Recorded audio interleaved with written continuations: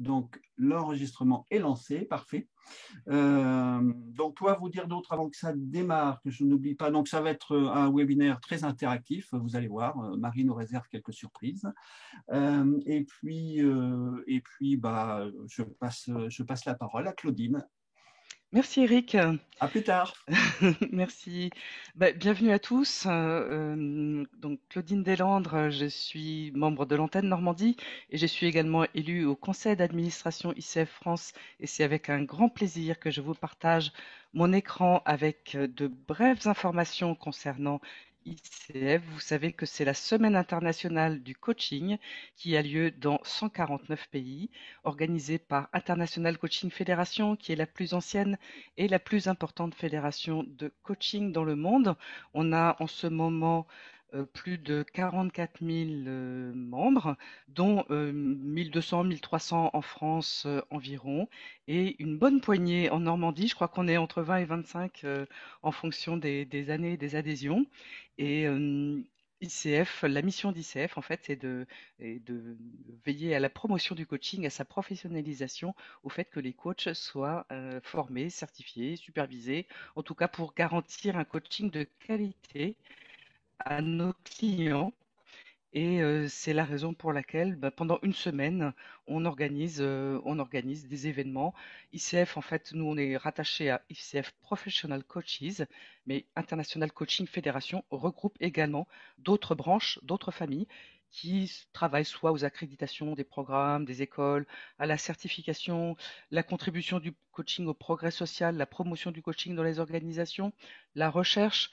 C'est assez riche et si vous allez voir sur le site International Coaching Federation, vous verrez beaucoup de choses intéressantes. Chez ICF, on travaille aussi avec les antennes, les comités, les commissions sur la mission, la vision, les valeurs. Et on y travaille ensemble, non seulement le CA, mais bien sûr tous les adhérents ICF France. Et si vous voulez davantage d'informations, vous avez tout plein d'infos sur notre site coachfederation.fr. Pensez donc à couper vos micros. Vous pouvez poser vos questions dans le chat. Si ça vous gêne que cette conférence soit enregistrée, tout simplement, vous éteignez votre caméra ou bien vous modifiez votre nom et ça sera beaucoup plus discret ainsi. Je passe avec plaisir la parole à Marie. Merci Claudine, merci Eric et ravi de partager ce soir avec vous des réflexions sur le lien qu'on peut faire entre le sport de haut niveau et l'entreprise. En fait, ces deux milieux qui sont des milieux où on recherche la performance, l'amélioration continue. Et donc, je vais vous partager mes réflexions et puis j'ai hâte aussi d'entendre un peu où vous en êtes, les questions que vous vous posez. Je vais me présenter et ensuite, je vous proposerai un petit exercice de mise en condition expérientielle et puis on pourra débriefer ensuite. Et je vous présenterai ce qu'on va faire. Donc, je vais animer ça aussi avec Eric et Jean-Michel qui vont être des supports et je les remercie en fait pour l'animation. Donc, soit en fait, vous pouvez intervenir via le chat, soit en enlevant votre micro, mais Jean-Michel vous expliquera tout ça. Donc, moi, je suis coach professionnel certifié. J'ai un passé en fait, de 20 ans dans des DRH de grands groupes pharmaceutiques internationaux et je me suis focalisée la plupart du temps sur des problématiques de développement de la performance, développement du leadership, développement des talents. Donc, c'était ça qui m'a vraiment passionnée à la fois au niveau individuel et collectif, donc des réflexions et des mises en place de nouveaux systèmes de management de la performance, de développement des talents. Et donc, j'ai été en fin de carrière, en fait, quand j'ai arrêté, directrice du développement, du leadership et des organisations pour Sanofi à l'international. Donc, j'ai eu la chance d'avoir plein de moyens et de pouvoir lancer beaucoup de programmes et de définition en fait, de stratégie et de mise en œuvre de stratégie pour développer la performance, les compétences des leaders. Et ensuite, j'ai relevé le défi en fait, de développer mon activité de coaching.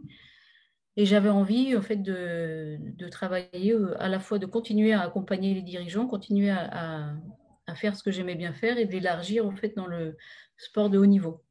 Donc, c'est pour ça que maintenant, ça fait un peu plus, c'est ma 9e année en fait, où j'interviens aussi dans l'accompagnement en fait, des athlètes de haut niveau. Sur la partie mentale, on va y revenir de ce que ça veut dire. Et puis aussi, j'accompagne des entraîneurs et des cadres qui travaillent dans le sport de haut niveau sur la partie plus management, relationnel, communication.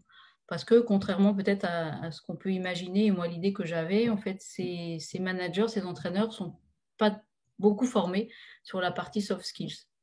Peut-être un peu moins qu'en entreprise ou dans des grands groupes. Donc il y a un énorme besoin en fait de travailler sur cet aspect relationnel, communication, management. Donc voilà qui je suis en 2 mots en fait. Et donc c'est vrai que maintenant j'ai la position où je fais souvent des liens entre qu'est-ce que je peux prendre du sport de haut niveau dans l'accompagnement que je vois, qu'est-ce que j'ai vu en entreprise. Et à la fois en fait il y a des choses qu'on peut prendre de l'entreprise et qu'on amène dans le sport de haut niveau. Et puis il y a des choses qu'on peut prendre du sport de haut niveau que je ramène aussi en entreprise.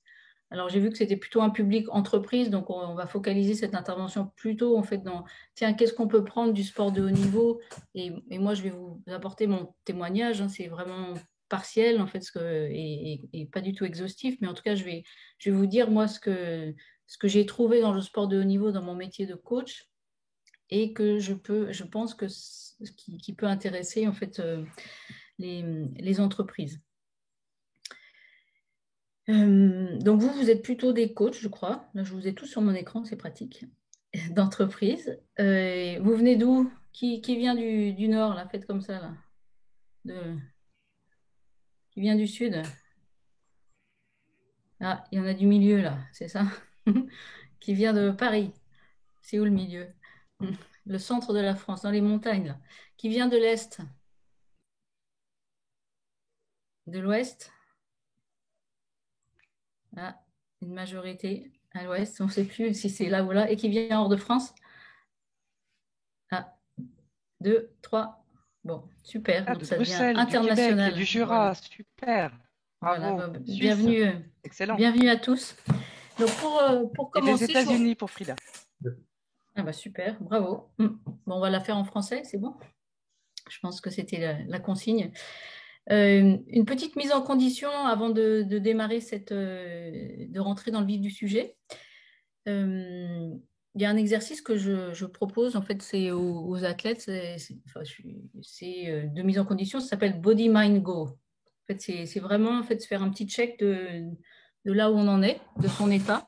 Ça permet d'enrichir la question ou la réponse en fait, du comment ça va, où tu en es. Parce que les athlètes, en fait, c'est vraiment important qu'ils soient fins dans la connaissance d'eux et d'être capables de dire dans quel état ils sont. Donc, je vais vous proposer déjà de faire les mouvements dont vous avez besoin là. Qu'est-ce que votre corps vous dit là? De quoi il a besoin? Hop. Vous pouvez bouger, vous pouvez vous lever de votre chaise. Ça ne me gêne pas si je ne vous vois pas, si vous avez besoin. Voilà. De bouger à partir du moment où vous... Donc, écoutez, voilà, ce dont votre corps a besoin. Et puis maintenant, je vais vous demander, en fait, donc comment ça va, mais si vous allez vous allez vous dire, ou noter, ou retenir une note qui corresponde à l'état de votre corps aujourd'hui, là. Qu'est-ce que vous diriez, en fait, sur une note de 1 à 10 sur comment il est votre corps? Il est dans quel état? Donc, retenez, en fait, cette note. Et puis, aussi de noter, en fait, quel est votre état émotionnel. Quelle est votre humeur? Où est-ce que ça en est, votre état émotionnel? Donc, de 1 à 10, donnez une note. Et puis, donnez une note aussi sur vos pensées, les idées, votre capacité, en fait, cognitive, là, où est-ce qu'elle en est aujourd'hui, de 1 à 10. Donc, vous devez avoir 3 notes, là. OK? Et maintenant, je vais vous proposer un exercice qui va durer 2 minutes. Ceux qui n'ont pas envie de le faire, ne le faites pas. Il n'y a rien de pire que de faire un exercice quand on n'a pas envie. Et donc, je vais vous proposer en fait un petit 1 minute et vous allez compter le nombre de cycles respiratoires, le nombre de respirations, donc inspiration et expiration, que vous faites dans cette minute. Donc, juste un petit... Vous pouvez fermer les yeux si c'est plus pratique pour vous. Voilà, déjà, détendez les épaules. Et puis, je vais donner le départ et vous allez compter le nombre de respirations. Donc, c'est une inspi, une expi, ça vaut 1. OK? Dans la minute. À vos marques. Prêt? Partez.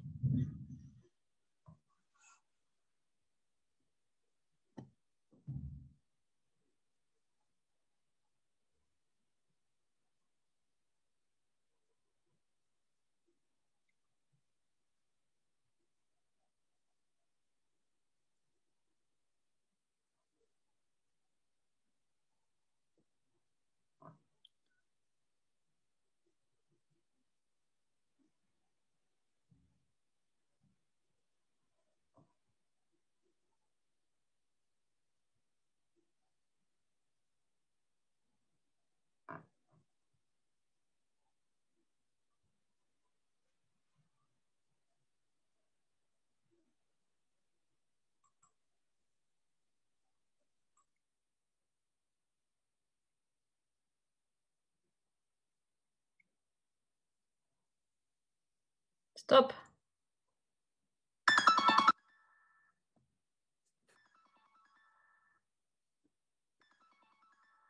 Il faut que je trouve comment ça marche, mais ça devrait... C'est bon. OK. Maintenant, je vais vous donner la consigne. Donc, vous notez le chiffre. Vous pouvez me dire là combien c'était?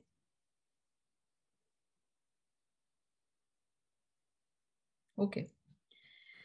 Maintenant, vous allez juste faire la même chose avec la consigne d'allonger un peu votre inspi et d'allonger votre expiration. Mais sans forcer, avec la contrainte que ça doit être confortable. Hein, ne faites pas le record du monde en fait du nombre de respis. Hein, c'est juste essayer d'allonger avec cette intention de rester dans le confort. Alors c'est parti. Attendez, je vous dis. À vos marques. Prêt, partez. Donc allongez l'inspi et allongez l'expi.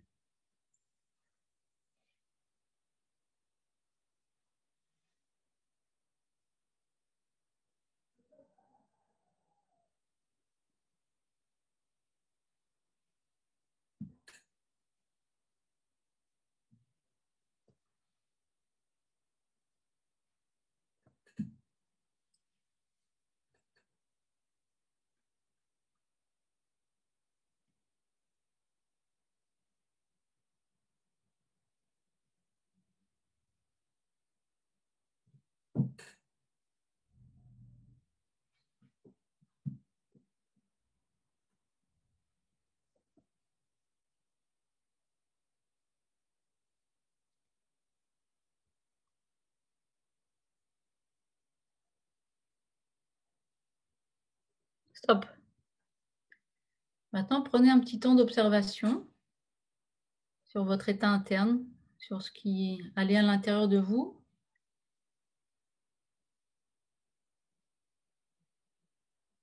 Et ressentez, voyez si vous observez des différences par rapport au début de la conférence. Et revenez tranquillement dans la conférence. Alors, vous allez me dire avec la tête, en fait, est-ce que votre état interne a changé? Donc, soit c'est oui, soit c'est non, soit c'est bof.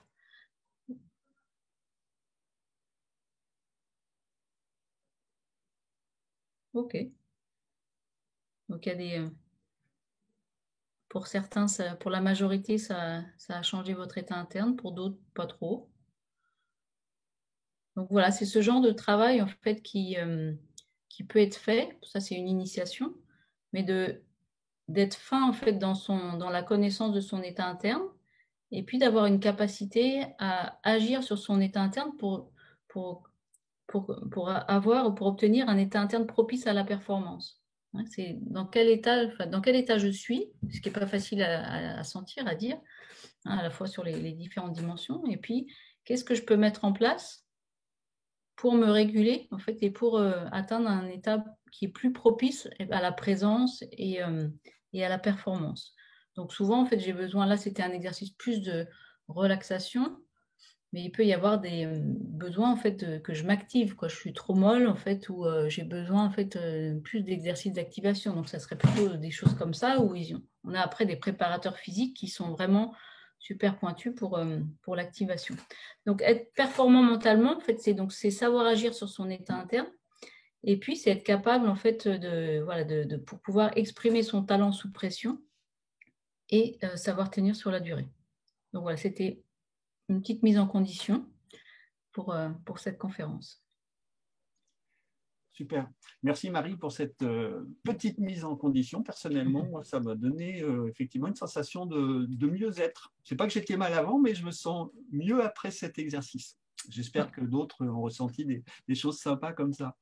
Marie, est-ce que tu veux bien nous parler de ce qui t'a amené à faire ce lien? Qu'est-ce qui t'a amené au sport de haut niveau d'abord? Est-ce que toi-même tu as été sportive? Pourquoi tu fais ce lien entre sport de haut niveau et puis coaching, performance en entreprise? Tu veux bien nous en dire un petit peu plus?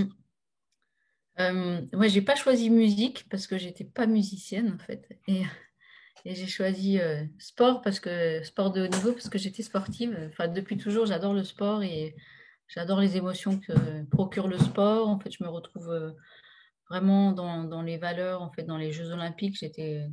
Depuis toujours, quoi. Je suis comme une dingue en fait sur ce concept de Jeux Olympiques et de performance, de reconnaissance du travail, en fait, de la joie que procure le dépassement de soi, en fait, du fair play, en fait, d'avoir à respecter des règles, en fait, et de compter que sur soi-même. Puis j'ai aussi cette curiosité, en fait, cette soif d'innover, d'aller rechercher aussi. J'avais beaucoup travaillé, je pense que j'avais fait le tour en entreprise sur qu'est-ce qu'on peut faire pour développer la performance humaine. Et ça m'a attiré en fait d'aller voir en fait ce qu'un autre milieu de performance en fait mettait en place et comment il prenait le problème d'arriver à se fixer des objectifs et de les atteindre, de toujours faire mieux en fait et comment tout ça était géré. Donc c'est vrai que c'est mes valeurs un peu et mon goût pour l'innovation, pour le progrès qui m'a poussé vers le sport de haut niveau. Donc moi je fais de la compétition de tennis depuis plus de 30 ans en fait, et c'est vrai que le mental est super important dans le tennis. Donc j'ai beaucoup de matchs, j'ai été capitaine d'équipe, donc voilà, ça m'a toujours intéressé de pouvoir agir sur cette dimension émotionnelle en fait qui permet de libérer, d'exprimer son talent. Et puis quand j'étais plus jeune, en fait, j'ai fait beaucoup de foot aussi. Et donc ces sensations de collectif, en fait, elles sont vraiment ancrées quoi, quand on les vit en fait au travers d'un sport. C'est vrai que ça fait presque partie, enfin, c'est dans la peau, quoi. Et donc moi, c'est ça qui m'attirait. Et donc finalement, c'est un milieu qui est assez en phase avec mes valeurs, même si le management des institutions sportives, là, on peut un peu plus le questionner sur le fait que ces valeurs-là du sport soient vraiment démontrées tout le temps, quoi. Mais en tout cas, dans le sport, oui. Voilà pourquoi j'ai fait ce choix-là et quand j'ai développé mon activité de coaching, je me suis dit, qu'est-ce qui te ferait plaisir? Et voilà, le sport, il est venu. Ok, super, merci. Peut-être, alors, si vous avez des questions, n'hésitez pas à les mettre dans le chat, hein, des questions pour Marie. Jean-Michel fera des synthèses régulières en dehors des moments où Marie vous sollicite, comme tout à l'heure, hein, pour agir. Donc, n'hésitez surtout pas à poser vos questions. Jean-Michel prendra la main pour soit faire des synthèses, soit vous passer la main. Alors Marie, merci pour ces précisions. Maintenant, est-ce que tu pourrais nous dire quel lien on peut faire entre l'entreprise, entre nos métiers de coach, entre l'entreprise et puis le sport de haut niveau? Qu'est-ce que l'entreprise peut gagner, si elle a quelque chose à gagner, à observer, voire mettre en œuvre un certain nombre de techniques, pratiques employées dans le sport de haut niveau? Je pense que l'entreprise, elle a beaucoup à donner au sport de haut niveau, peut-être contrairement à ce qu'on imagine, hein, sur le plan organisation, en fait, qualité du management, relationnel. En fait, moi, mes rôles modèles, ils sont vraiment dans l'entreprise et pas trop dans le sport, même s'il y a deux, trois individualités dans le sport qui qui ressortent en tant qu'entraîneur, mais je pense que, enfin, et là je vais développer plus. Moi, ce que j'ai 5 points que j'ai notés en fait qui m'ont apporté et que je trouve vraiment intéressant alors soit importer, soit exporter, tout dépend où on se met, mais à prendre du sport en fait et à les amener dans l'entreprise. Donc je voulais développer 5 points, donc c'est forcément un témoignage personnel, hein, ça n'a pas d'autre valeur et ambition que ça. Mais je me suis dit, bon, en tant que coach, je vais vous partager moi ce qui m'a frappé, en fait, ou ce que je prends en fait du sport de haut niveau dans ma pratique de coaching. Donc le premier point, c'est quand j'ai commencé à accompagner des athlètes, il y a un nouveau mot en fait qui était un peu enfoui, en fait, qui est arrivé, en fait, c'est le mot rêve. Je l'avais pas entendu en fait dans l'entreprise en fait trop. Là, même chez moi en fait, je l'avais un peu oublié celui-là. Et à chaque fois dans mes accompagnements en fait, j'avais ce mot qui revenait quoi. Mon rêve, ça serait ça. Mon rêve, ça serait ça. Je me souviens d'une patineuse en fait à 15 ans, elle a dit à ses parents mais je veux être patineuse quoi, c'est mon rêve et donc elle a imposé ses choix à ses parents en fait. Où j'accompagnais une lutteuse gréco-romaine en fait, elle dans sa reconversion ou dans sa réflexion sur l'après carrière sportive. Et le premier truc qu'elle va dire, c'est mon rêve, c'est de diriger une salle de sport en Australie. Donc voilà, c'est son tac, ça part en fait, on organise sa vie autour du rêve, quoi. On prend l'énergie du rêve et on y va. Donc moi, mon rôle en tant que coach, c'est plus en fait je ne vais pas casser leur rêve, hein, mais je vais les faire atterrir tranquillement ou leur donner des billes, en fait, les aider à faire un plan pour leur rêve. Et finalement, en entreprise, je me dis, mais vous, en fait, vous avez des plans, mais quel est votre rêve, quoi? C'est un peu l'inverse, quoi. Donc, mon travail en entreprise, c'est plus, après, je me suis dit, ben, je vais utiliser ce mot rêve, quoi, même si ça ne prend pas tout l'espace, hein, parce que parfois, c'est pas facile de rêver dans son job, mais quand même, dans sa vie personnelle, on peut peut-être avoir des petits espaces de rêve, s'autoriser un peu plus le rêve qu'on ne le fait là. Donc ça, c'était la première chose où j'étais un peu étonnée que j'ai pris, je me suis dit, oh, bah, c'est sympa le rêve quand même, c'est dommage d'oublier ce mot, quoi. La deuxième chose en fait que je voulais partager, c'est aussi c'est assez simple le monde du sport, les objectifs sont clairs. En fait, quand on prend par exemple du basket, en fait, on sait qu'on doit mettre la balle sur le panier, qu'on est tous en fait dirigés vers un même but, aligné, et on n'a que des gens engagés. Donc ça, c'est déjà plus simple en fait que dans l'entreprise, parce que parfois en entreprise, en fait, les gens sont pas engagés, le but on ne le sait plus trop, en fait, le sens de pourquoi on est là, on ne sait pas trop. Donc ça, on l'a. Et donc on a des modèles simples en fait d'organisation ou de jeux collectifs, par exemple, qui sont intéressantes et qui peuvent en fait inspirer. Par exemple, j'échangeais avec le directeur de la performance des équipes de France de basket. Et il me dit, cette équipe U18, là, les moins de 18 ans, j'ai jamais vu une équipe qui fonctionnait aussi bien. En fait, c'est chacun à sa place, chacun respecte l'autre. En fait, l'équipe, elle passe vraiment devant les individus. Donc, des phrases simples comme ça, en fait, ça peut être inspirationnel. Hier, Didier Deschamps, il a dit, le maillot de l'équipe de France, il passe au-dessus de tout, quoi. Et donc, c'est faire ces rappels-là, en fait, de valeurs qui sont démontrées, incarnées. Et aussi, là, c'est vraiment une logique de performance qui est basée sur les compétences. Hein, donc, c'est celui qui gagne à la fin, c'est celui qui est parce que en fait, il a travaillé et parce qu'il a eu les compétences. Donc, ça met en scène, c'est une bonne vitrine en fait pour montrer en fait, pour rappeler des fondamentaux et une mise en œuvre de valeurs qui permettent la performance. Le troisième point que je voulais évoquer aussi, c'est le rôle de l'entraîneur. L'entraîneur, en fait, c'est quelqu'un qu'on paye pour développer ses compétences. C'est quelqu'un qui doit entraîner, hein, qui doit motiver. Et donc, c'est intéressant de toujours faire ces analogies avec le rôle du manager, parce que dans le rôle du manager, on a cette partie-là. Il ne fait pas que ça, le manager, mais il y a un rôle d'entraîneur, de développeur de compétences, de coach, en fait. Et moi, la question que j'aime bien poser, c'est et si vous aviez à payer votre manager, vous le payeriez combien, quoi? Voilà,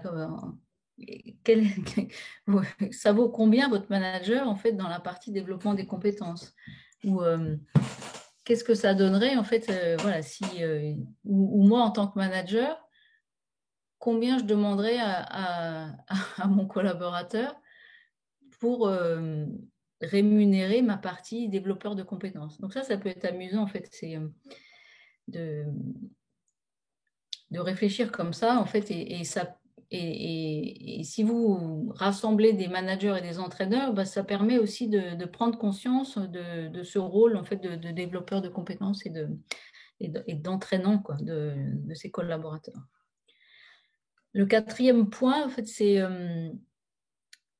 donc les athlètes ont ça s'appelle mènent des projets de performance, des doubles projets, même avec à la fois études en fait et projets sportifs, et sont des projets à haut risque. Et ce qu'il faut savoir, ce que vous savez peut-être déjà, mais c'est qu'il y a la législation oblige depuis, je crois, une dizaine d'années, en fait, à faire des bilans psychologiques. Donc, ça veut dire que c'est obligé, en fait, de se faire accompagner parce qu'on considère, en fait, que ce sont des projets de performance qui peuvent être très déstabilisants, déséquilibrants potentiellement. En fait, parfois, bon, c'est pas, on est pris dans des systèmes de performance qui font que, bon, on peut se faire mal. Et donc, il y a un accompagnement psychologique qui est obligatoire. Donc, je me disais, bah, tiens, dans l'entreprise ou dans d'autres systèmes de performance, on ne propose pas forcément ça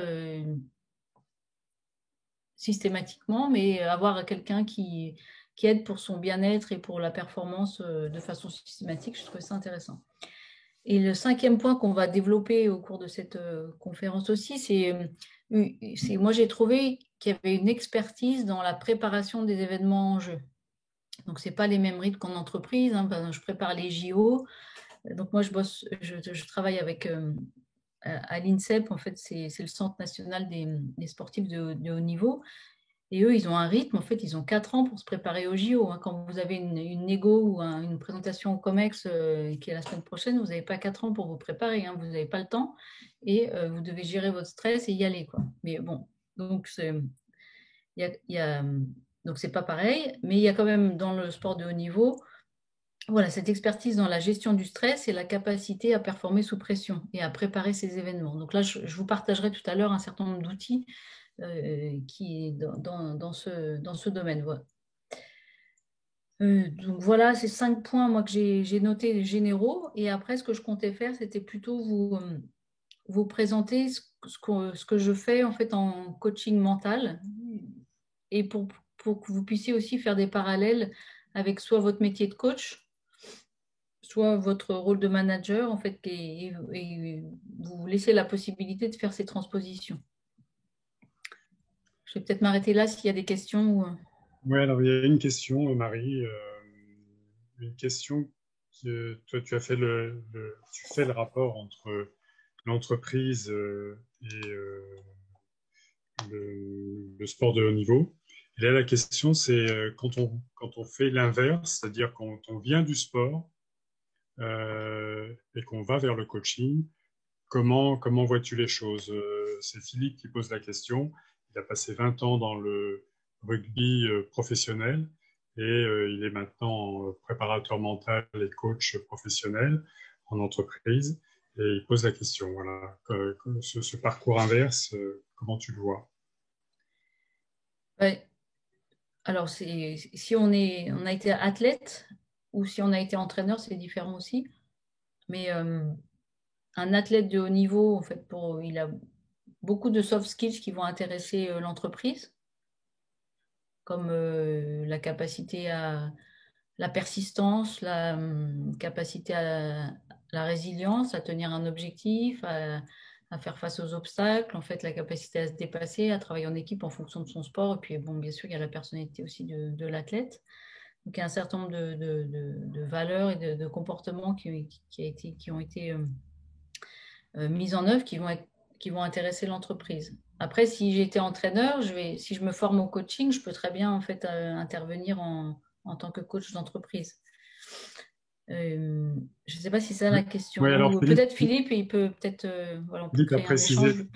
Philippe a précisé son rôle, il était entraîneur et manager professionnel dans le rugby.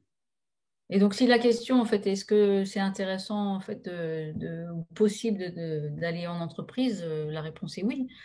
Mais je ne sais pas il va falloir Peut-être. s'adapter. Après, il y a entreprise, il y a vraiment une diversité dans les entreprises, il y a une diversité dans les sports. Euh,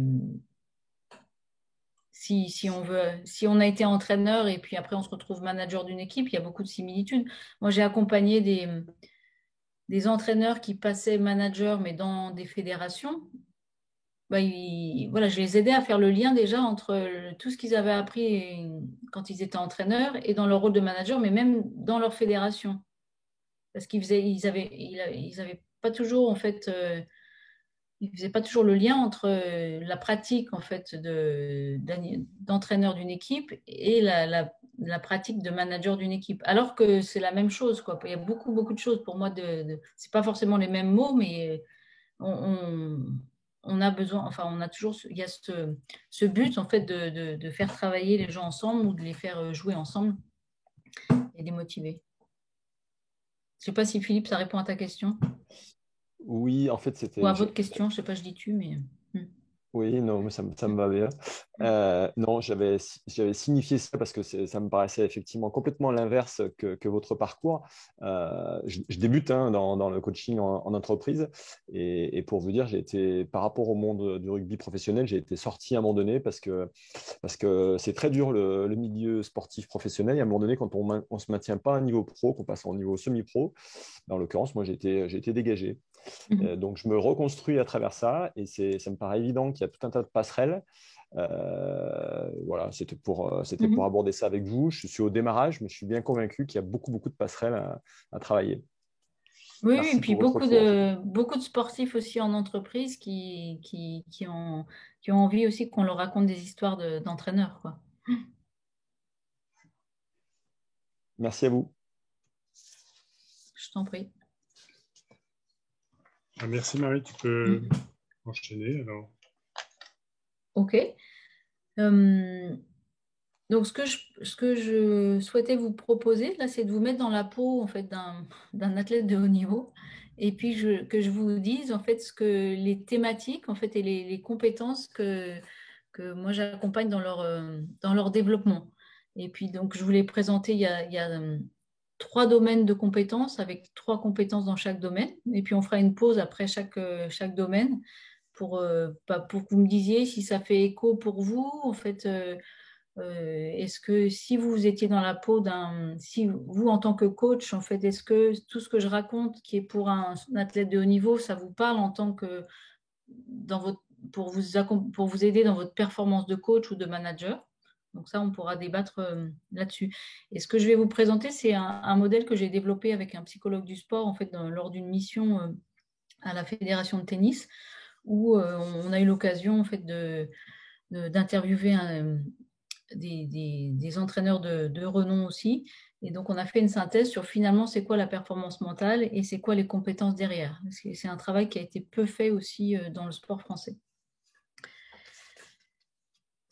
Alors déjà, définir la performance mentale, moi j'aime bien cette définition en fait, qu'on a créée, c'est être capable d'exprimer son talent sous pression et de tenir dans la durée. Hein, donc c'est aussi, vous pouvez dire en tant que coach, en fait, voilà, quand est-ce que j'ai à exprimer mon talent en fait, et sous pression et est-ce que voilà, j'ai besoin aussi de tenir dans la durée, faire preuve de résilience en fait, et de persistance. Donc le premier domaine, en fait, c'est que les athlètes pour lequel les athlètes nous demandent de l'aide ou de l'accompagnement, en fait, c'est travailler en fait la solidité du projet.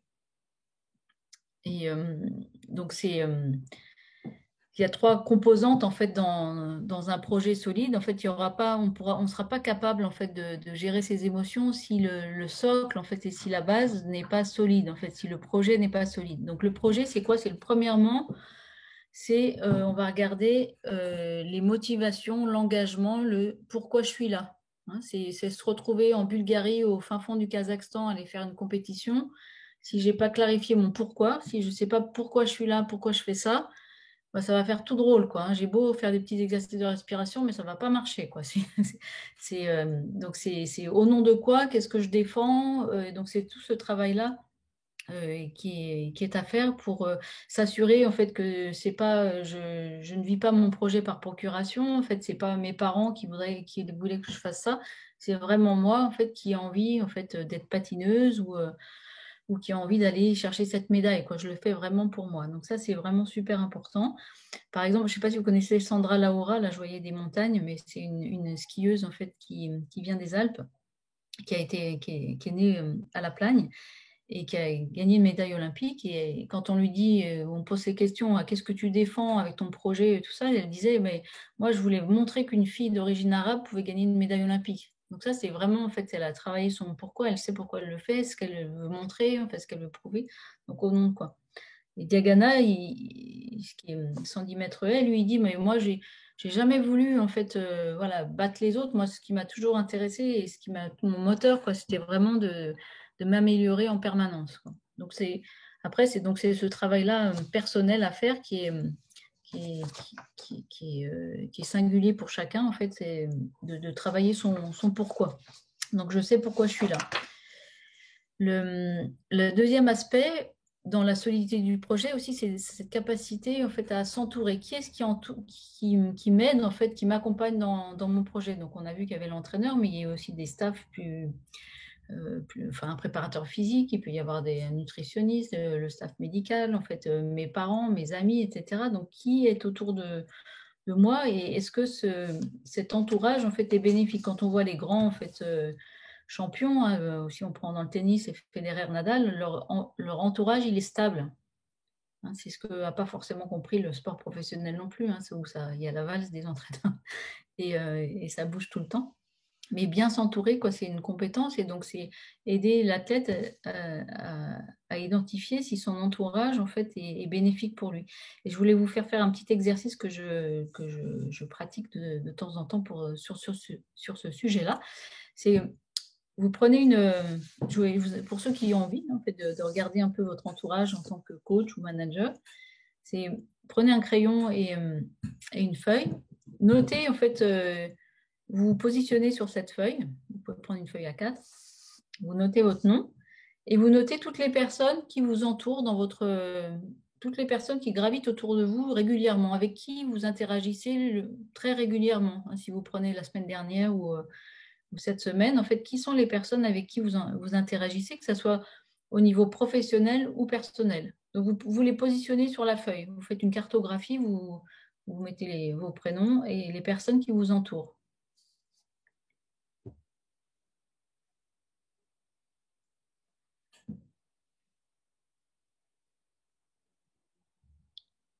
Donc, que ce soit voilà, dans le milieu professionnel ou personnel, on ne va pas le partager. Hein, vous notez les personnes qui sont dans votre entourage avec qui vous interagissez régulièrement. Et là, ce que je vous propose, c'est que vous allez identifier si ces personnes vous donnent de l'énergie ou vous pompent de l'énergie. Quels sont vos energy givers et energy drainers? Ça, c'est pour les États-Unis, pour Frida. Donc, quelles sont les personnes qui vous donnent de l'énergie? Quelles sont les personnes qui vous pompent de l'énergie? Donc là, vous pouvez faire votre petit bilan énergétique de votre entourage.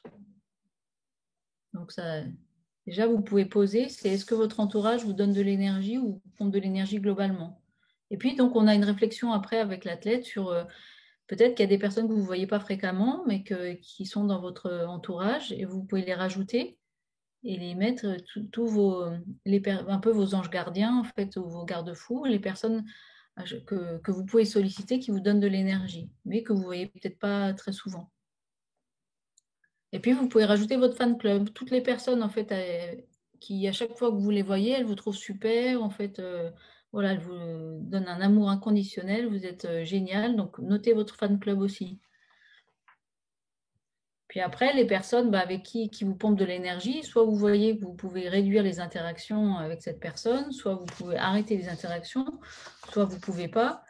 Donc, soit vous travailler sur cette relation pour faire en sorte en fait, qu'elle vous prenne moins d'énergie. Donc voilà, c'est qui m'entoure en fait et qui m'aide dans mon projet. Donc là, on ne peut pas aller tellement plus loin aujourd'hui avec cet exercice, mais bon, vous pouvez l'utiliser aussi en tant que coach pour vous ou pour vos clients, en fait, pour les prises de conscience sur qui vous entoure et est-ce que ça vous donne plutôt de l'énergie ou pas, quoi. Donc ça, c'est la compétence de bien s'entourer.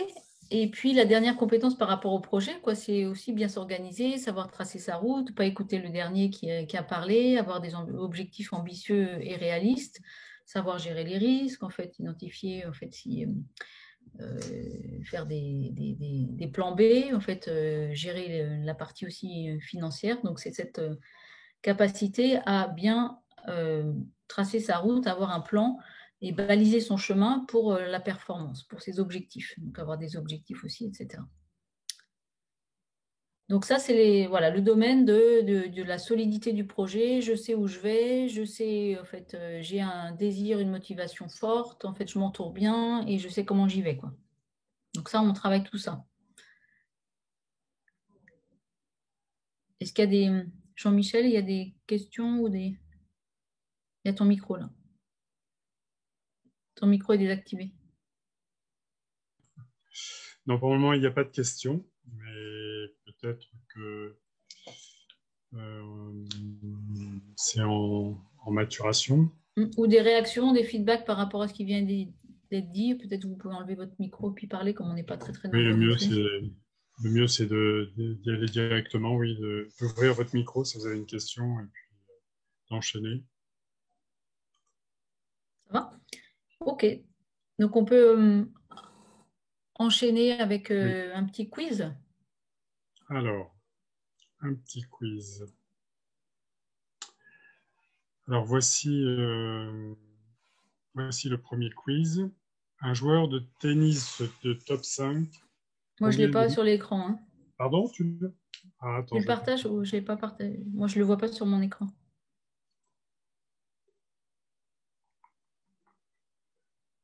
Est-ce que quelqu'un le voit là?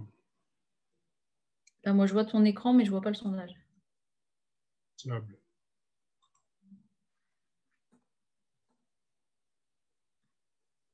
Vous voyez toujours pas là? Pareil, je vois ton écran et pas le sondage. On voit programmer en toute simplicité. Ouais, c'est ça. Et on voit ta souris qui circule.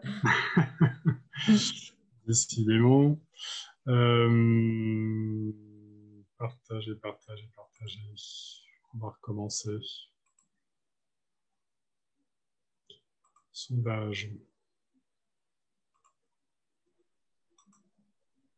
Pendant que Jean-Michel nous partage son document, on peut se poser la question, donc en tant que coach, en tant que manager, est-ce que déjà sur ces 3 premiers thèmes que Marie nous propose, est-ce qu'on se sent concerné? Est-ce que ça vous parle, ces points, dans vos métiers respectifs?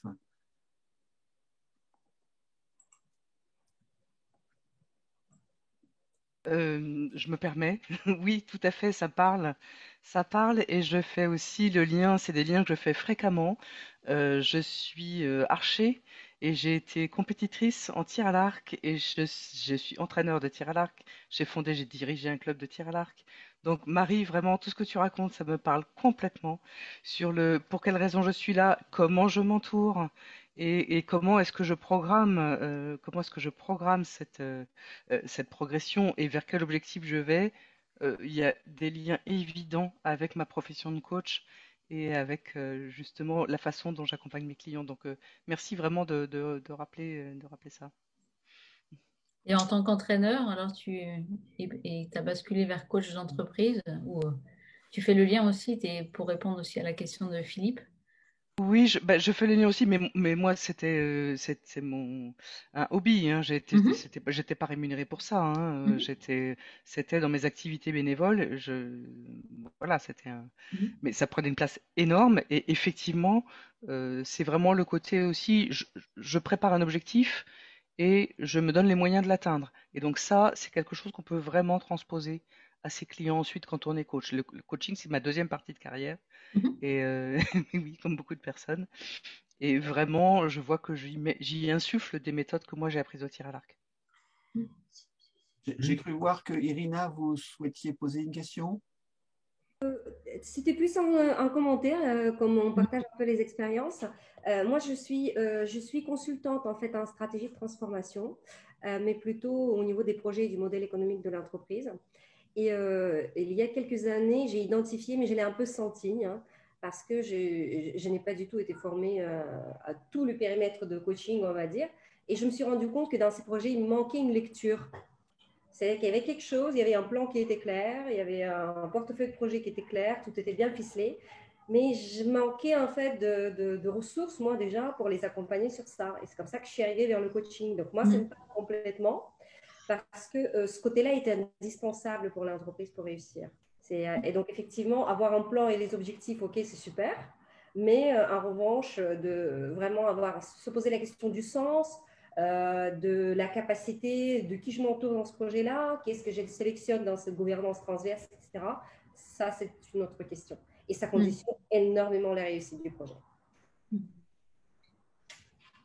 Merci Moi, pour j'avais une question aussi, si je peux me permettre. Je suis prof de PS. J'ai fait de l'athlétisme au niveau national pendant pas mal de temps. Et je suis venue au coaching par après comme outil par rapport à mes élèves et par rapport à tout ça. Donc, c'est vrai que ce n'est pas tellement le monde de l'entreprise, mais disons que le haut niveau, ça me parle quand même. Et quelque part, j'ai quand même du mal à situer, parce que pour nous, le coach, c'était l'entraîneur, effectivement, et on suivait effectivement ce que disait le coach. Or, ce que j'ai découvert en tant que coach, c'est qu'on laisse toute la place au client. Et en fait, moi, c'est cette problématique. Et si je me suis inscrite là, c'est pour savoir comment se situer par rapport à cette liberté qu'on donne à son client, qu'on ne retrouve pas forcément quand on est entraîneur, parce qu'on guide quand même pas mal. C'est vrai que le coaching est né du sport. Il s'est exporté dans l'entreprise, développé, professionnalisé. Il revient aujourd'hui dans le sport. Ça veut dire que les entraîneurs aujourd'hui qui avaient une culture directive se forment de plus en plus à une posture de coach. Donc ça, c'est le mouvement, en fait, c'est un peu particulier, hein, mais c'est ce qui se passe, en fait, c'est que finalement, en fait, l'entreprise a développé le métier de coach, en fait, avec les ICF, etc., en fait, a professionnalisé, et maintenant, ça revient. Et moi, dans mon job, en fait, j'ai beaucoup d'entraîneurs que j'accompagne, justement, à changer de posture, parce qu'ils me disent, mais tu te rends pas compte, Marie, mais toute ma vie, moi, j'ai dit ce qu'il fallait faire, quoi. Et là, tu me dis d'être en posture basse, en fait, et d'écouter et de fermer ma bouche, en fait, et d'attendre que ça se passe, quoi. Donc, mais bon, ils aiment bien quand même, hein, mais c'est un changement culturel fort, quoi, de posture. Et donc, ils voient le bénéfice, etc. Puis les jeunes aujourd'hui sont de plus en plus aussi autonomes, en fait, et éduqués. Donc, du coup, ils prennent plus de place peut-être qu'avant, je ne sais pas. Mais en tout cas, c'est une posture qu'ils doivent absolument capter, quoi, et développer. Et ils peuvent et tout en gardant aussi la capacité d'être en posture haute de temps en temps, hein, mais en tout cas, savoir faire les deux, quoi.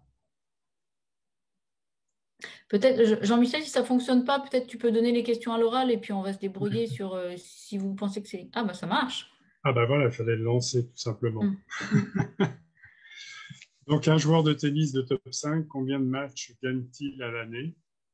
En fait, c'est un joueur de tennis en fait, qui est dans le top 50, oui. Hein, qui est dans les 50 meilleurs mondiaux. D'accord. Combien de matchs gagne-t-il à l'année? Donc là, vous pouvez voter. Moi, je ne vote pas.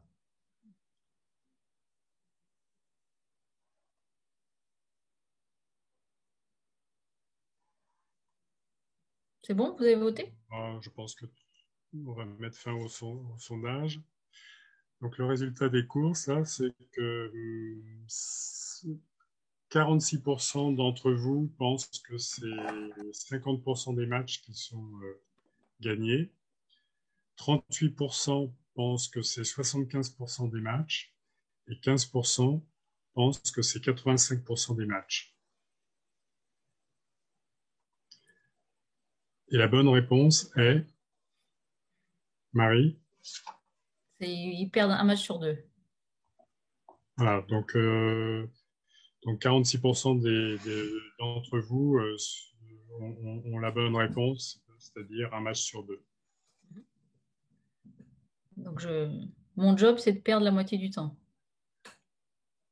Et la deuxième question, ouais, voilà. Ça marche, magnifique. Tu veux le deuxième? Oui, on fait la deuxième question.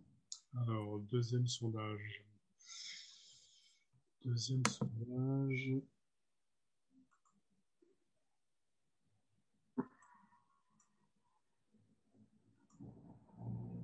Et donc Federer, et en attendant, il a une phrase que j'aime bien, c'est il dit: je prends jamais des décisions importantes en fait après une défaite. J'attends toujours 3 jours après une défaite pour prendre des décisions importantes. Voilà le deuxième sondage. Parmi les 4 meilleurs mondiaux de tennis, combien gagne-t-il de points à l'année? Donc il y a quelqu'un qui s'est amusé à compter tous les points, qui a pris les statistiques et qui a regardé en fait combien de points il gagnait. Donc à l'année, est-ce que c'est 54% des points? Est-ce que c'est 66% des points? Est-ce que c'est 71% des points?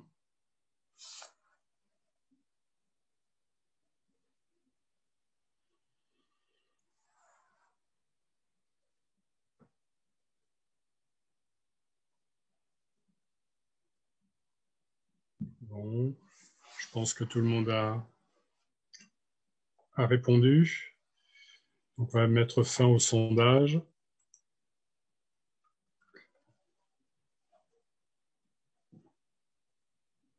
Et donc là, 69% d'entre vous, c'est-à-dire les 2/3, pensent que c'est 54% des points qui sont gagnés à l'année. Ce qui est d'ailleurs, Marie, je crois, la bonne réponse. C'est ça. Bravo. C'est pour dire que 46% du temps, en fait, ils perdent. Hein, donc ça, c'est des chiffres que je trouve intéressants aussi à communiquer aux jeunes, hein, parce que être sportif de haut niveau, c'est vraiment savoir perdre, accepter des défaites et être capable de reconstruire, en fait, d'être lucide en fait dans l'analyse, de pouvoir apprendre en fait de ses erreurs. Et donc ça, c'est vraiment l'école en fait de la résilience, hein, pour ça. Et le deuxième domaine dont je voulais parler, quoi, c'est justement en fait ce domaine qui touche à la capacité à sortir de sa zone de confort, à travailler, en fait, à se dépasser, à vouloir en fait être dans une logique d'amélioration continue. Donc c'est voilà, cette capacité à progresser, à apprendre à faire ce rapport à l'effort, en fait, ça caractérise vraiment les sportifs de haut niveau, et aussi de ne pas avoir d'excuses. En fait, il y a un terme, je ne sais pas si vous connaissez le concept, quoi, d'attribution causale externe. C'est quand je dis, ah, bah, c'est à cause de je ne sais pas quoi, il y avait du vent, il y avait de la pluie, en fait. Bon.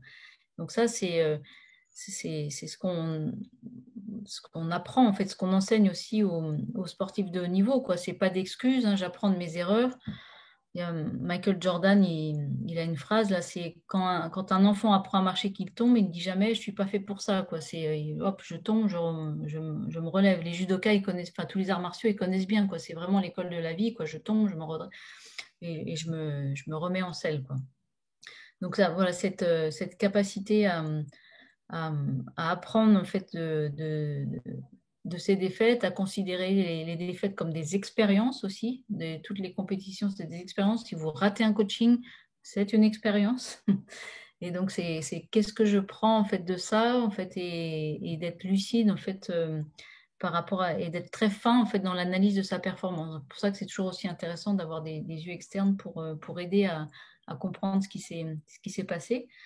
Donc ça, voilà, cette capacité à progresser, elle est vraiment importante en fait à développer. Et il y a une phrase, hein, c'est on ne naît pas champion, on le devient. Donc il ne faut pas imaginer que les sportifs, ils arrivent avec tout ça, quoi. Il y a des personnes, enfin, donc ils apprennent ces compétences. C'est vraiment pour ça enfin, c'est des compétences à développer pour lesquelles on est plus ou moins en fait équipé au départ, quoi.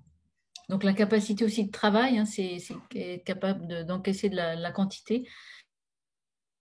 Donc de mettre de l'intensité, en fait, d'avoir un but aussi dans le travail, d'être bien, de savoir pourquoi en fait on fait les choses. Hein, c'est différent de dire je vais à l'entraînement ou je vais m'entraîner. Hein, c'est un concept un peu différent.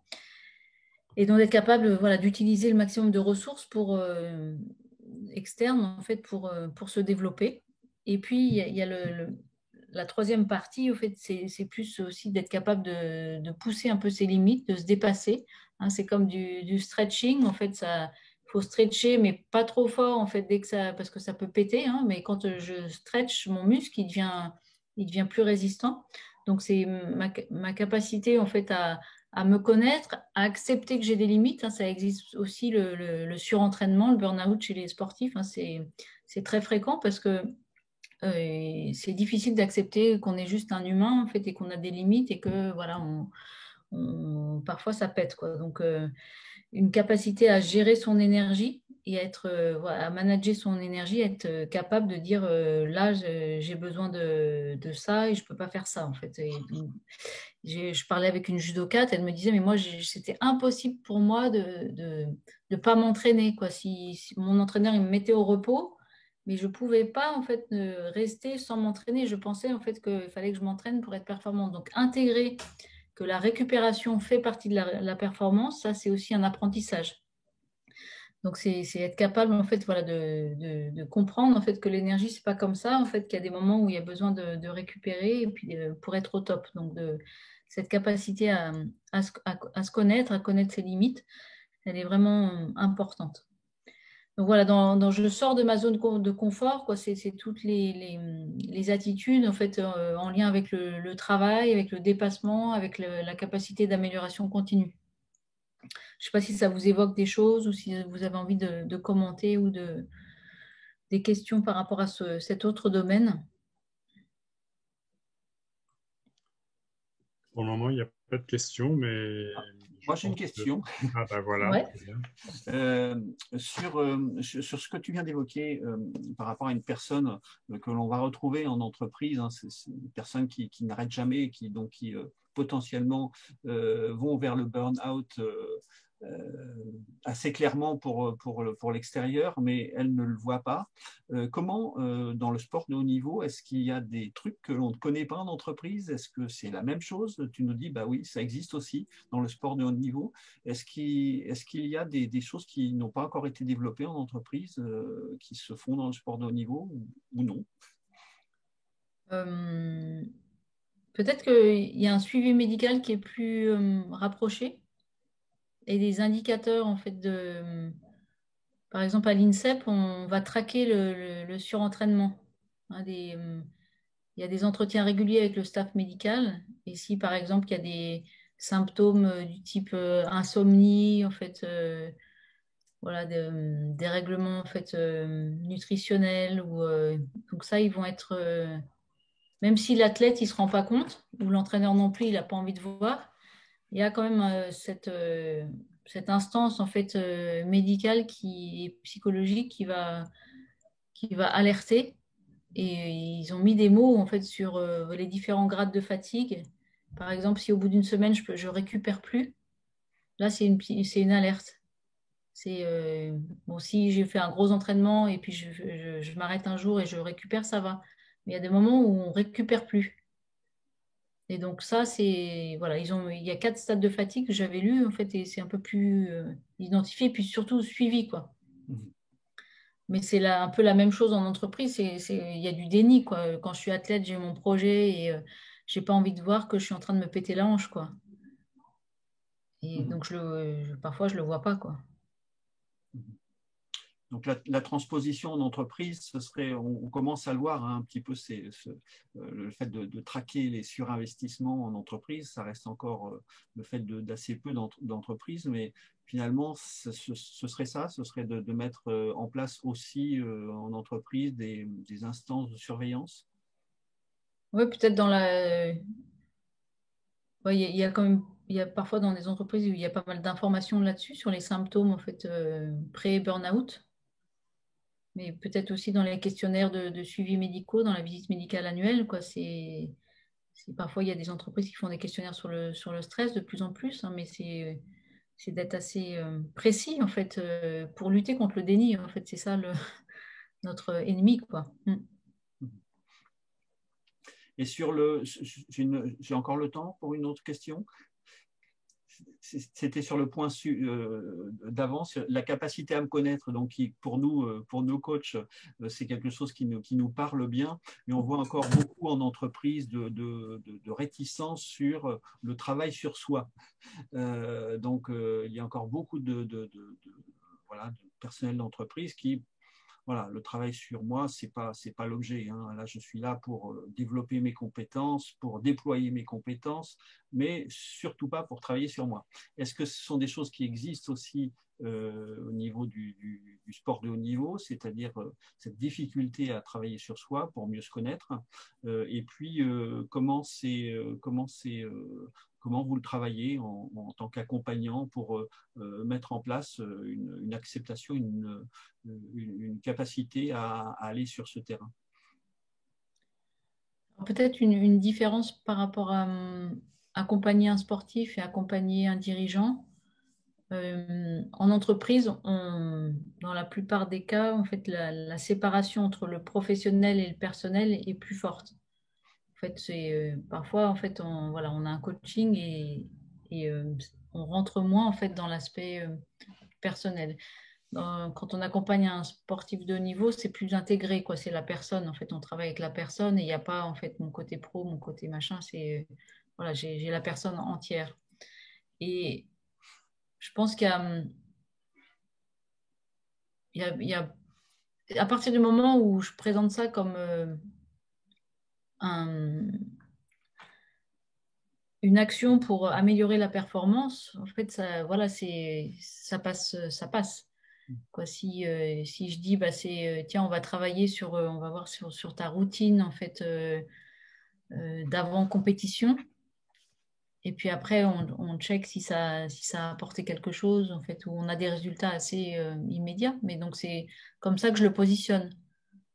Mais il y en a, enfin, je pense que j'ai les mêmes résistances, que ce soit sportif ou dirigeant, en fait, de parler de soi. Parfois, ça dépend aussi des personnalités. Ok, merci. Je t'en prie. Donc, troisième domaine en fait, de travail dans l'accompagnement, la performance des sportifs, dans le coaching mental, c'est la capacité à exprimer son talent sous pression. Et donc, c'est comment je vais imposer mon jeu, dans tous les sens du terme, en fait, sous pression. Donc, il y a 3 compétences. En fait, là, on revient sur celle dont tu parlais, Eric, hein, c'est se connaître, connaître son identité de compétiteur. En fait, qu'est-ce que moi en fait, à quoi je ressemble en fait quand je suis en compétition en fait, et c'est quoi mon jeu quoi? Est-ce que je suis attaquant, défenseur en fait? C'est quoi mon style en fait? Donc c'est travailler c'est quoi si j'étais un animal en fait, je suis qui en fait quand je suis sur le terrain en fait, quand je suis en compétition. Ça permet en fait dans la tempête en fait de garder des bases claires en fait, et plus on se connaît, plus on est difficile à déstabiliser. Donc on fait aussi la liste des petites choses qu'on sait bien faire et qui nous ressemblent en fait pour que ça tienne en fait sous pression. Donc connaître son identité de compétiteur en fait, c'est vraiment super important pour pouvoir s'imposer et se raccrocher à ça. Donc on travaille cette notion-là. Donc, pour pouvoir affirmer en fait qui on est quand on est sous pression. Ensuite, il y a toute la partie gestion des émotions, intelligence émotionnelle, gestion du stress. Donc, connaissance de soi, c'est aussi arriver à dire, il y a le bon stress. Quand je suis, quand j'ai des montées d'adrénaline, quand je suis bien, en fait, je sens que c'est un bon stress. Voilà, comment je le sens, comment je le sais, quelles sont les sensations physiques, en fait. Et voilà, je sais capter, en fait, cet état de bon stress. Quand j'ai un mauvais stress, en fait, moi j'ai mal au ventre, en fait, j'ai les jambes raides, en fait, j'arrive pas à dormir en fait. Donc c'est aussi c'est se connaître quoi et connaître voilà quand on est pris par le mauvais stress et quelles sont après les actions qu'on peut mener justement pour réguler ce stress. Donc on travaille sur voilà, le discours interne aussi. C'est ça, c'est peut-être un truc un peu spécifique. Hein, on va jusqu'à qu'est-ce que tu te dis dans ta tête parce qu'arriver avec un discours interne en fait pourri, self-talk, ça sonne bien aussi en anglais pour Frida. C'est c'est quand j'ai jamais vu moi un athlète en fait qui allait à une compétition et qui réussissait un truc en disant je suis un nul, je suis pourri et je vais rater quoi. Donc on va là un peu plus dans l'intimité de la personne. Hein. Bon, il se peut qu'il y ait des coachings en entreprise où on fasse ça quand voilà, je prépare aussi des personnes, des événements, un jeu, je vais dans cette intimité-là, quoi, parce c'est important en fait d'aider la personne en fait à prendre conscience et à soigner son discours interne. On travaille aussi sur des routines avant ma compétition, en fait, et ça, qu'est-ce que je vais faire? En fait, toutes les actions, en fait, on va se mettre en mode automatique. Ça permet, en fait, d'avoir des routines, en fait, qui sont plus fortes que les émotions. On met le cerveau en automatique et on peut avancer. Moi, j'ai parlé avec un ancien du GIGN qui est intervenu, en fait, sur un bateau avec des pirates dans les mers des Caraïbes. Ça fait rêver. Et donc, il était mort de trop et il disait, bah, vraiment, nous, en fait, on nous apprend aussi en fait, à exécuter en fait, toutes les actions qui sont prévues. Il me dit, moi, j'avais vraiment super la trouille, mais je pensais uniquement, moi, il fallait que je fasse ça, ça, ça et ça. Quand je montais sur le bateau, il fallait que je fasse ça, ça, ça, ça, ça. Donc, je pense à mon process. Hein, il y a une expression, en fait, c'est process is king. Je pense, en fait, à ce que j'ai à faire à l'instant et je pense pas, en fait, à l'enjeu. Hein. Je pense au jeu et pas à l'enjeu. Si je commence à penser à l'enjeu, en dire ah, tiens, si je rate cette balle ou si je plante cette passe, ou moi j'ai travaillé avec des gymnastes qui font de la gymnastique rythmique, et donc elles sont 4-5 ou 4, et elles se balancent les engins, elles appellent ça. Et donc, voilà, et on a travaillé sur à quoi elles pensent quand elles lancent l'engin. Si elles commencent à dire, bah, je balance le truc, si je me plante, je plante l'équipe, ben, ça ne va pas. Donc, c'est voilà, comment se concentrer en fait et à quoi je pense quand je lance ça. Donc, c'est vraiment en fait écarter, en fait, c'est repérer ces pensées parasites. Hein. Si je perds ce point, ça va faire ça. Si je gagne, ça va faire ça. De ne pas être dans le présent, de ne pas être dans le passé en disant bah, tiens, c'est toujours la même chose en fait quand je mène, après je perds ou je ne sais pas quoi. Donc, c'est mettre à l'écart en fait ces pensées parasites et trouver ses parades, soit avec le corps, soit avec d'autres pensées. Donc, c'est ce travail-là de routine aussi qu'on met en place pour faire face en fait aux émotions qui vont forcément arriver. Hein. Donc, on forme en fait des professionnels de la peur. Et donc, tous les sportifs ne sont pas en fait au même niveau, en fait, n'ont pas les mêmes compétences pour gérer ça, mais dans le métier, il y a vraiment cette compétence-là, quoi, de savoir faire face à la peur et de performer sous pression. Donc, on travaille la gestion des émotions. Alors, en entreprise, ça peut s'appeler l'intelligence émotionnelle. C'est des termes qui commencent à arriver aussi dans le sport. Mais on parle depuis tout le temps, en fait, de la gestion du stress. Et puis, on travaille aussi la concentration. Hein, donc, c'est faire attention à son attention, quoi. C'est aussi avec la méditation en pleine conscience, par exemple. C'est repérer quand, hop, je pars, je sors du match, en fait, et ma capacité à revenir aussi dans l'instant présent. Donc, ça, c'est vraiment des compétences importantes. Donc, enfin, voilà. Donc, ça, c'était par rapport à la compétence en fait de performer en match sous pression, quoi. C'est ma capacité à affirmer à connaître mon identité et à l'affirmer, ma capacité à gérer mes émotions et notamment le stress et ma capacité de concentration. Donc ça, c'est 3 choses qu'on travaille pour performer sous pression. Est-ce que par rapport à ça, il y a des questions, des remarques, des choses qui vous parlent, des choses que vous pouvez transférer? Marie, je voulais te demander, du coup, je te tutoie, hein, tu m'en veux pas? Oui. La concentration, donc c'est effectivement des choses qu'on aborde souvent dans le monde du sport. Mais par contre, du coup, comment on l'aborde en entreprise? Ça me paraît moins évident. Comment on fait en entreprise? Le parallèle que je peux faire, moi, c'est d'être conscient, en fait, c'est la dispersion en fait, à laquelle on est confronté. Et dans la société dans laquelle on a, en fait, il y a vraiment beaucoup, beaucoup d'informations et notre capacité en fait, à pas se disperser. Donc, avoir un plan anti-dispersion, c'est-à-dire être conscient en fait, de toutes ces interruptions, en fait, je suis capable, en fait, je prends ce dossier, j'avance et je le ferme, même si ce n'est pas fini, mais je le ferme et je le range et j'en prends un autre. En fait, et de ne pas aller en fait, de tout azimut en fait, et de se focaliser sur certains dossiers. Donc, c'est le parallèle que je fais. Puis après, quand en entreprise, on doit intervenir et faire une présentation, bah là, en fait, la capacité de concentration, d'être de présence, en fait, elle est super. C'est la même chose, quoi.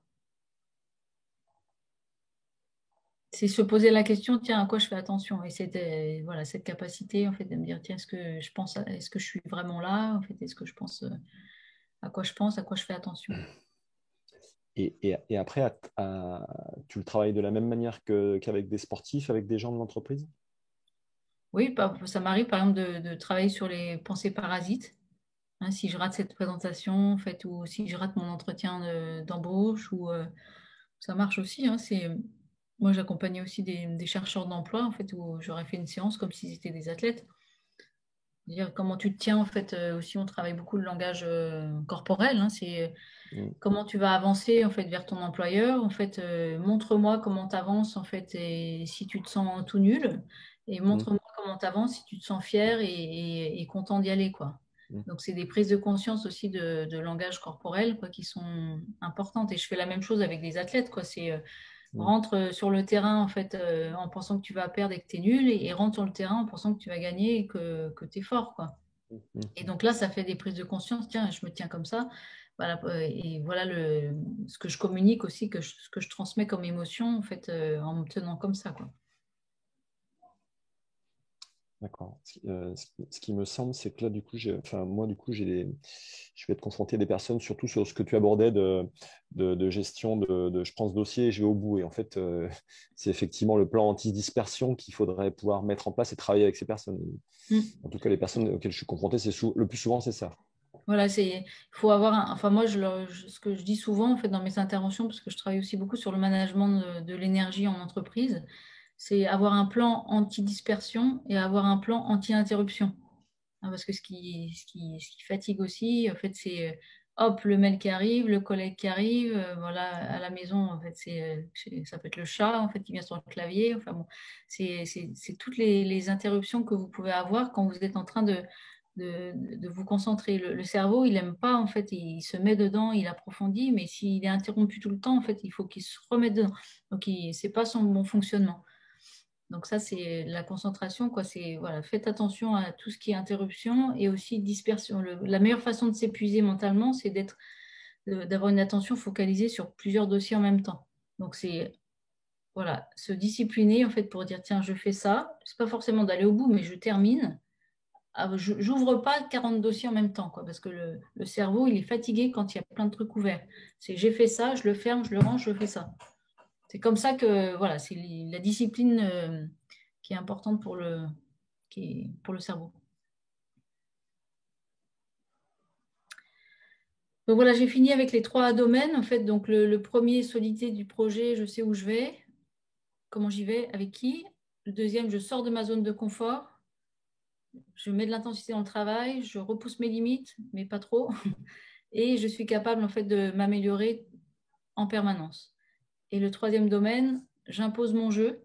Je suis capable, en fait, d'affirmer qui je suis sous pression, de me connaître, en fait, et d'arriver à réguler, en fait, mes émotions et à me concentrer, en fait, sur ce que j'ai à faire. Donc voilà les compétences, en fait, et les thématiques qui sont traitées quand j'accompagne, moi, des sportifs de haut niveau.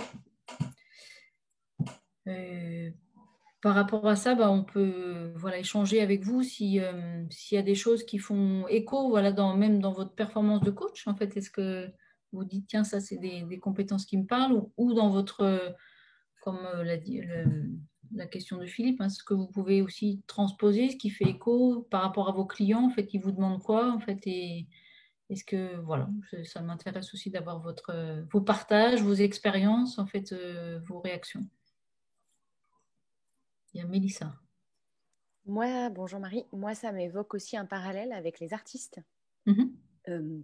J'ai fait 20 ans de scène en tant que comédienne et ça m'évoque énormément le rapport à la préparation, notamment au rapport à la scène, quoi. Donc, je trouve que c'est, oui, artistes, voilà, ou des danseurs, on est aussi à ce degré-là d'exigence de performance, finalement. Oui, tout à fait. En fait, on peut... Pardon, j'ai coupé, vas-y. Oui. Là, on peut considérer qu'il y a une catégorie de personnes qu'on peut appeler des performeurs et qui peuvent être dans différents domaines, que ce soit dans le business, dans l'art, en fait, dans la performance artistique. Enfin, d'ailleurs, ce mot, il vient des arts, en fait. Et dans le sport. Donc, c'est un entrepreneur, en fait, il va aussi être confronté à ce type de compétences. Allô, moi, je vous ai perdu. Qu'est-ce qui parle? J'ai perdu tout ce que tu disais, Marie. Je suis désolée. J'ai eu une interruption de... C'est pas grave. Je disais que c'est là où il y avait un point commun entre des leaders business, en fait, des sportifs ou des artistes. Ces personnes étaient des performeurs. Vous pouvez les considérer comme ça avec des... Donc ça, c'est ce qui relie en fait les différentes disciplines, différents milieux. Donc moi, je comprends en fait. C'est vrai que moi, j'ai des collègues qui vont coacher en fait des artistes aussi, soit à l'opéra notamment, et ils utilisent exactement les mêmes techniques que les sportifs. Ouais, je reconnais les mêmes trames. Et c'est pareil pour les dirigeants. Hein. Ouais, tu trouves aussi? Je trouve aussi. Il y a peut-être une différence, je ne sais pas, entre accompagner les collaborateurs avec cette trame et puis accompagner un dirigeant. Est-ce que c'est différent pour toi? Je me souviens, moi j'ai accompagné en fait une opératrice de conditionnement en fait qui avait 40 ans qui voulait passer son bac et je la retrouve dans cette démarche de performance, quoi. Donc pour moi, à partir du moment où on a un but, en fait, on ne sait pas trop comment y aller, en fait, et qu'il y a de l'enjeu et voilà, on peut rentrer dans cette catégorie de performeur, quoi. Mais bon, je ne sais pas, c'est ouvert comme débat, je ne sais pas. Je veux bien rebondir sur ce sujet parce qu'en effet, c'est frappant de voir que tu commences, Marie, par le côté projet. J'ai un projet, je sais la raison pour laquelle je suis là et j'ai de l'engagement. Et il arrive, lorsqu'on est coach, d'avoir des clients qui ont un coaching prescrit. C'est-à-dire qu'eux n'ont pas demandé à être coachés, mais c'est la hiérarchie a prescrit un coaching. Et donc, je pense qu'ils n'ont pas le même niveau d'engagement. Et c'est justement assez subtil pour le coach d'arriver à les intéresser et à ce qu'ils adhèrent à ce projet et à ce qu'ils s'engagent. Et peut-être que lorsqu'ils s'engagent, c'est peut-être aussi plus simple justement de les faire sortir de leur zone de confort. Et parce que moi, ça m'arrive, je sais pas, d'avoir des clients qui n'ont pas compris que pour que le coaching soit à leur bénéfice, il aurait nécessaire de concevoir et de mettre en œuvre des actions et les faire passer en mode actif et les faire passer à l'action est un défi. Oui, c'est vrai. Ça arrive aussi un peu dans le sport parce que parfois il y a des structures qui collent un coach mental en fait et l'autre il n'a rien demandé, quoi. Mais donc ça peut arriver aussi, ou ça fait bien d'avoir un coach mental, mais finalement en fait voilà, je suis pas trop prêt ou je sais pas trop quoi faire. Mais on rêve tous d'accompagner en fait des personnes qui ont des projets forts, quoi, parce que ça c'est plus facile. J'ai cru voir Sophie qui voulait peut-être... Ah, Sophie a disparu de mon écran, mais j'ai cru voir que Sophie voulait poser une question. Elle est là, moi je la vois. J'ai des interférences. Moi, je vois deux parallèles de situation. C'est d'abord avec les entrepreneurs, parce qu'ils sont vraiment des sportifs de haut niveau, parce qu'ils gèrent tout. Ils ont effectivement un projet qui leur tient à cœur, même au niveau des tripes, je dirais. Et puis avec les étudiants qui préparent des concours, où d'un seul coup, il y a un niveau voilà, de performance qui est visé. Voilà. Si le concours est de leur choix, ça va. Si le concours est plus ou moins dans un suivi familial, une tradition familiale, c'est plus compliqué. Oui, exactement. L'importance de s'attribuer le projet. Ouais. Le parallèle est tout à fait vrai quoi, sur l'appropriation du projet. Quoi. Et dans certaines prépas, là, ils prennent des coachs mentaux maintenant. Hein.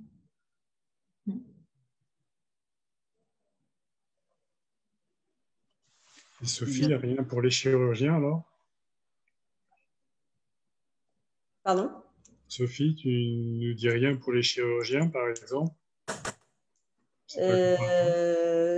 Les chirurgiens ne se laissent pas accompagner par un coach. Donc, je ne dirai rien sur les chirurgiens. Très rare. Très rare. Bien vu. Il nous reste encore quelques minutes. Si vous avez une question voilà, à poser à Marie ou il y a Frida. À Marc, un point, c'est le moment. Parce que nous arrivons à l'échéance de notre réunion. Et comme d'autres vont suivre derrière, on va être obligé de laisser l'antenne dans peu de temps. Il y a Frida qui veut intervenir. Oui, merci. Bonsoir à tous. Marie, j'aimerais savoir, parce que je suis intéressée pour passer de l'entreprise au sport, donc comme tu as fait, et je voudrais savoir si tu suis ou tu as suivi une formation spécifique ou quels outils ou quelles plateformes est-ce que tu as utilisé pour pouvoir faire cette transition et créer des programmes qui sont adaptés aux athlètes. Donc moi, j'ai suivi un cursus de formation au coaching avec une certification. Donc ça, c'était la base de mon métier. Et j'ai adjoint en fait une certification en préparation mentale et psychologie du sport. Mais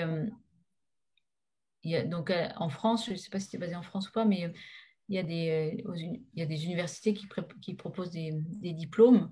Mais moi, les formations qui sont proposées, elles ne vont pas former à l'accompagnement. Elles vont donner en fait, moi, un peu de vocabulaire en fait par rapport à l'univers du sport. Donc après, moi, j'ai fait en fait une formation qui s'appelle Transfert et qui existe aussi en ligne. D'accord. Mais il ne faut pas attendre en fait une transformation de son métier quoi, et d'un apprentissage. C'est un métier qui est encore plus en chantier, on va dire qui est en chantier et qui est comme le coaching, je pense qu'il y a 20 ans quoi. Donc le métier de préparateur mental, en fait, il se cherche un peu. Moi, quand j'ai cherché, en fait, j'ai demandé à l'INSEP, en fait, qui est quand même l'institution référente en France. En fait, vous faites des formations à la préparation mentale. C'était il y a 9 ans de ça, 10 ans. Il n'y en avait pas.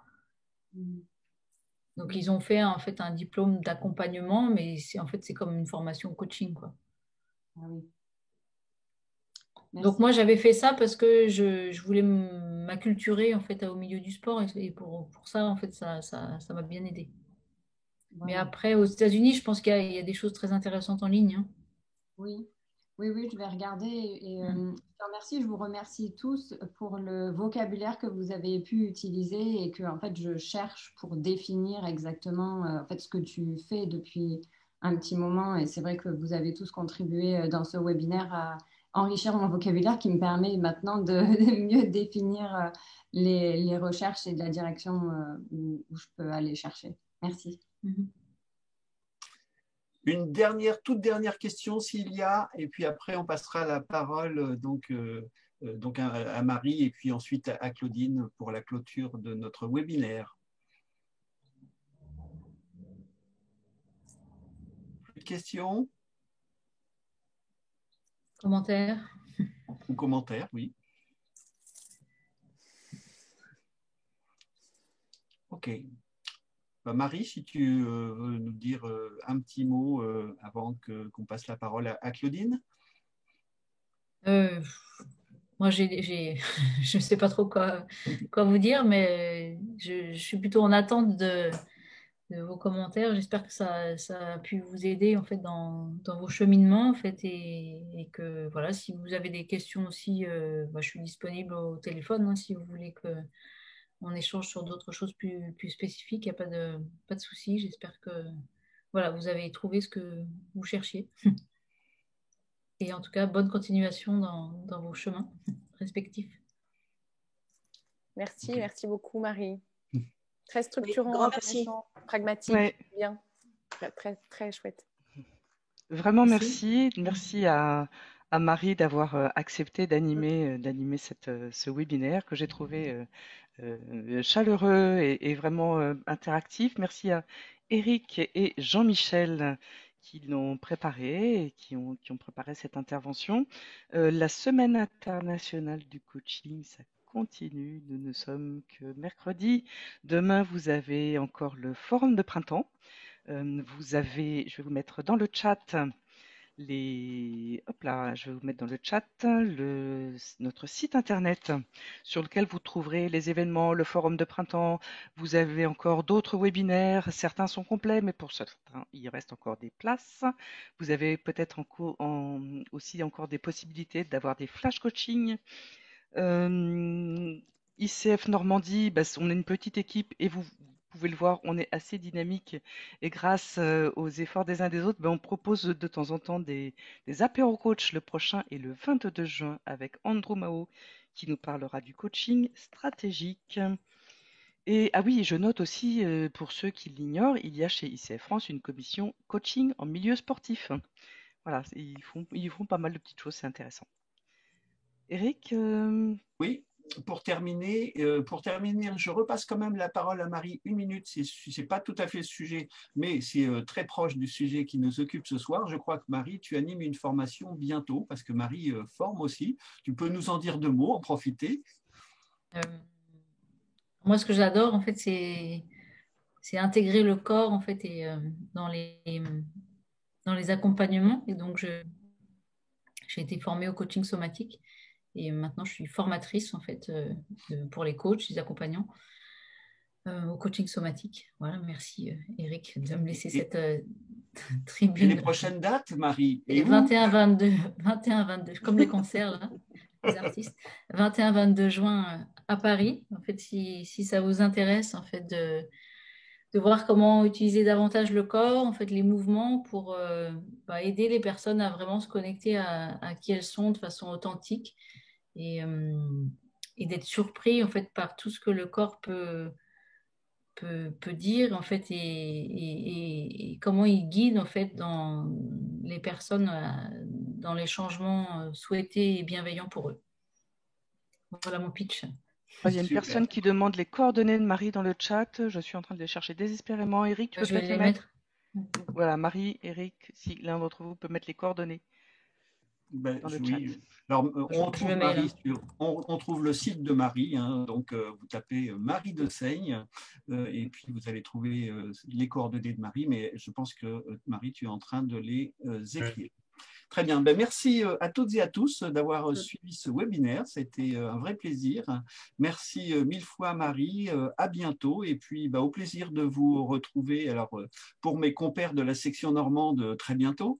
Et puis pour toutes les personnes un petit peu plus éloignées, peut-être lors d'un prochain webinaire ici ou ailleurs, ou peut-être en formation. Alors je pourrais pas être à la formation avec Marie parce que j'anime moi aussi au même moment, mais peut-être une prochaine formation avec Marie sur le coaching somatique, la prise en compte du corps qui est absolument passionnante.